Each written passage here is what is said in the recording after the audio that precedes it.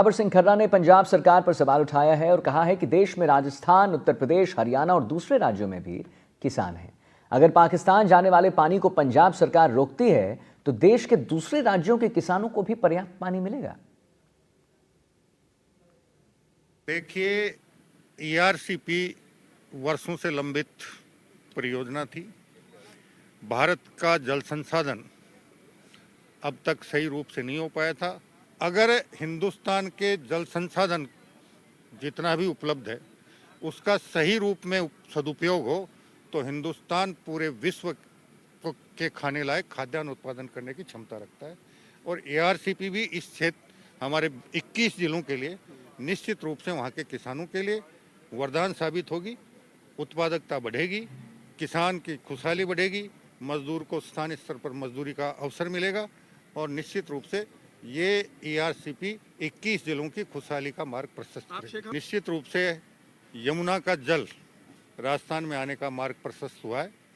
आने वाले 1-2 साल में ये योजना भी धरातल पर उतरेगी। और साथ ही मैं पंजाब के किसानों से भी एक अनुरोध करना चाहूँगा कि हमारी 5 नदियों का जल हिंदुस्तान के हिस्से का जो अतिरिक्त रूप से बहकर पाकिस्तान जाता है, आपको पाकिस्तान से ऐसा क्या प्रेम है? हिंदुस्तान के हरियाणा हो, राजस्थान हो, दिल्ली हो, उत्तर प्रदेश हो, वहाँ भी किसान बसते हैं। कृपया उनके हितों का भी ध्यान रखें। और देखिए, 43 घंटे से ज्यादा का समय बीत चुका है। बोरवेल में फंसे आर्यन को निकालने में अब तक सफलता प्राप्त नहीं की गई है। आधुनिक मशीनों के जरिए ड्रिलिंग काम जारी है। आर्यन का हाल जानने के लिए बोरवेल में कैमरा भी डाला गया था, लेकिन अब तक कोई खास जानकारी हाथ नहीं लगी। आर्यन करीब 150 फीट की गहराई में फंसा हुआ है। खुदाई काम में एक पाइलिंग मशीन, 8 जेसीबी, 3 एलएनटी मशीनें लगाई गई हैं। मिट्टी हटाने के लिए 10 से अधिक डंपर्स लगाए गए हैं और 10 से अधिक ट्रैक्टर भी लगाए गए हैं। आपको हम जरा ये भी बता दें कि दौसा जिले के कालीखाड़ गांव का रहने वाला आर्यन सोमवार शाम करीब 5 बजे से बोरवेल में फंसा हुआ है। हादसा उस वक्त हुआ जब आर्यन अपनी मां के साथ खेल रहा था। तभी पैर फिसलने की वजह से बोरवेल में वो गिर गया। घटना की सूचना मिलते ही स्थानीय अधिकारी मौके पर पहुंच गए। बच्चे को सकुशल बाहर निकालने के लिए एलएनटी समेत 7 जेसीबी मशीन और ट्रैक्टर की मदद से खुदाई का काम जारी है। एसडीआरएफ की टीम बच्चे को बचाने के लिए जुटी हुई है।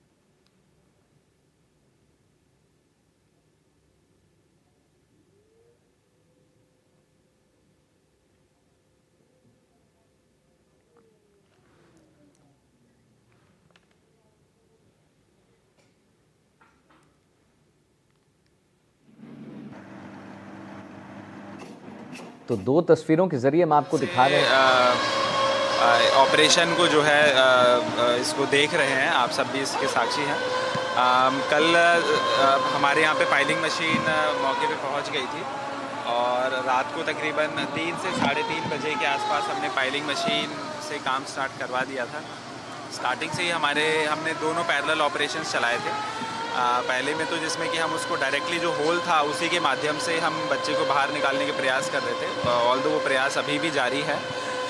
पैरेलली हमने जो है एक वर्टिकल ड्रिल जो कि पाइलिंग मशीन हमारी कर रही है उससे हमने स्टार्ट करवा दिया है। इसका प्रोसेस कुछ इस प्रकार रहेगा कि बच्चा तकरीबन 150 फीट के आसपास है, उससे थोड़े से नीचे तक हम वर्टिकल ड्रिलिंग करेंगे पाइलिंग मशीन से। उसके बाद उसमें एक केसिंग डाली जाएगी और केसिंग जब नीचे उतर जाएगी उससे हमारा जो ये वर्टिकल ड्रिल हुआ है ये एक सिक्योर हो जाएगा और उसके बाद फिर हम हॉरिजॉन्टल ड्रिल करके बच्चे तक पहुंचने के प्रयास करेंगे।